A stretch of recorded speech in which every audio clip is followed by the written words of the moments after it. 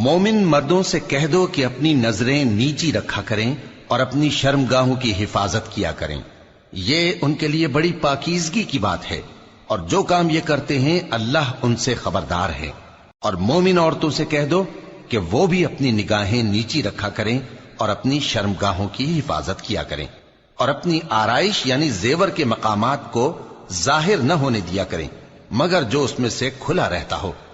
اور اپنے سینوں پر اوڑھنیاں اوڑھے رہا کریں، اور اپنے خاوند اور باپ اور خسر اور بیٹوں اور خاوند کے بیٹوں اور بھائیوں اور بھتیجوں اور بھانجوں اور اپنی جیسی مومن عورتوں اور لونڈی غلاموں کے سوا نیز ان خدام کے جو عورتوں کی خواہش نہ رکھیں، یا ایسے لڑکوں کے جو عورتوں کے پردے کی چیزوں سے واقف نہ ہوں، غرض ان لوگوں کے سوا کسی پر اپنی زینت اور سنگھار کے مقامات کو ظاہر نہ ہونے دیں،